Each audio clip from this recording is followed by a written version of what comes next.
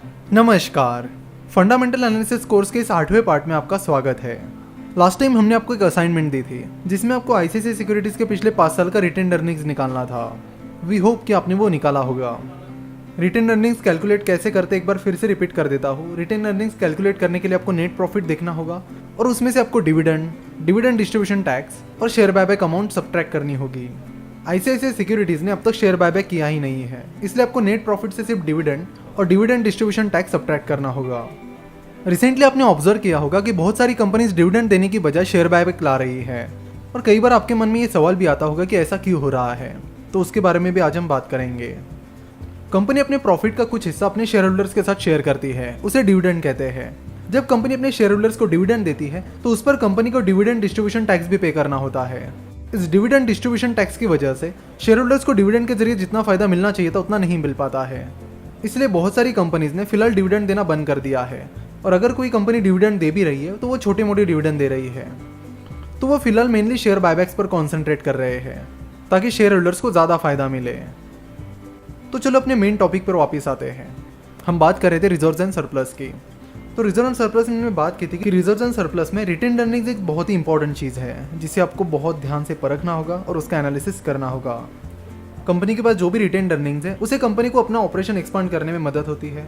सो retain earnings एक बहुत ही important figure है। तो आपको ये भी देखना होगा कि कंपनी का मैनेजमेंट अपने रिटेन अर्निंग्स को कितनी इफिशिएंटली यूज कर रहा है, यानी अपनी रिटेन अर्निंग्स को यूज करके कंपनी कितना प्रॉफिट कमा रही है, अपनी रिटेन अर्निंग्स की वजह से कंपनी को कितना फायदा हो रहा है। ये सारी चीजें आपको देखनी होगी।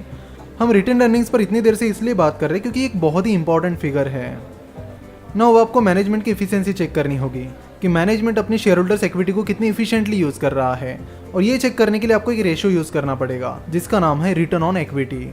देखो, यहाँ पर हम फाइनेंशियल स्टेटमेंट्स का एनालिसिस करते वक्त साथ ही फाइनेंशियल रेशियोज भी कवर करेंगे ताकि आपको फाइनेंशियल स्टेटमेंट्स का एनालिसिस डिटेल में समझे। फाइनेंशियल स्टेटमेंट के साथ फाइनेंशियल रेशियोज कवर करने का मेन फायदा ये है कि इससे आपको पता चलता है कि फाइनेंशियल रेशियोज क्यों इंपॉर्टेंट है और उन्हें कहाँ पर और क्यों यूज किया जाता है। कई बार लोग फाइनेंशियल रेशियोज रट लेते हैं कि कंपनी का पीई इतना है, ईपीएस इतना है, आरओई इतना है, लेकिन उससे काम नहीं चलता है।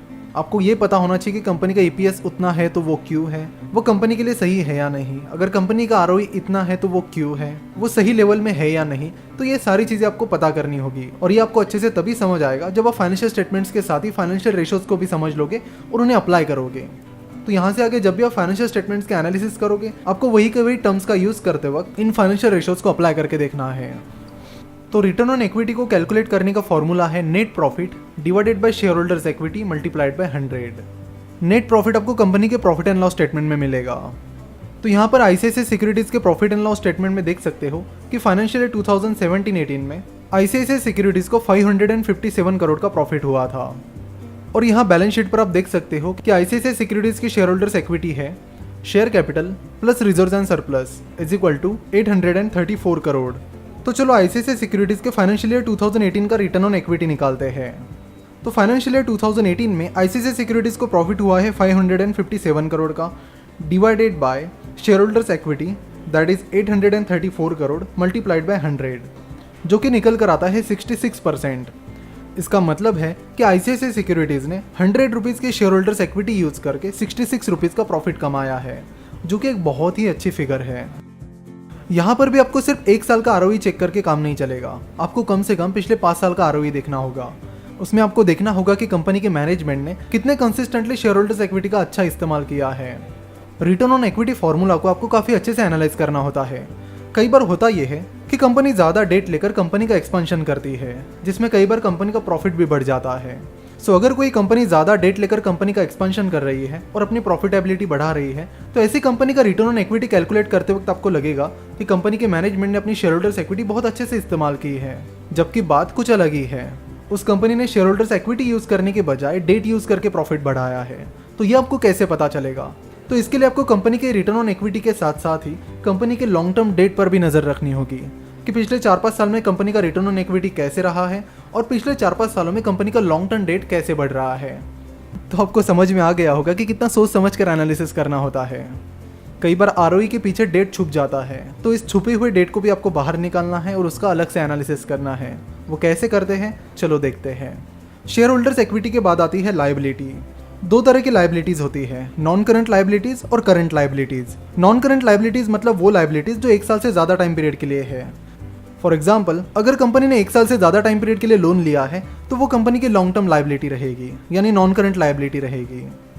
वही करंट लाइबिलिटी मतलब शॉर्ट टर्म लाइबिलिटीज, यानी 1 साल से कम टाइम पीरियड की लाइबिलिटी।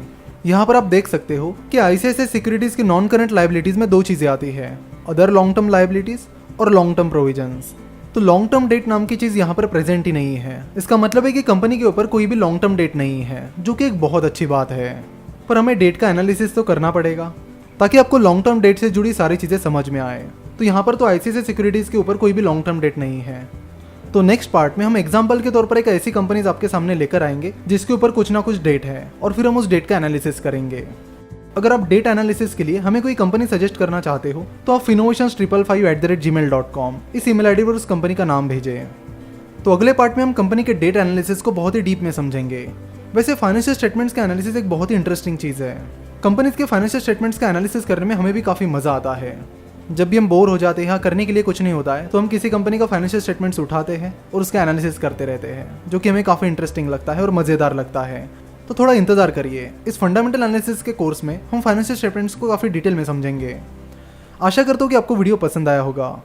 हमसे जुड़े रहने के लिए आप हमें फेसबुक, ट्विटर और इंस्टाग्राम पर फॉलो कर सकते हो।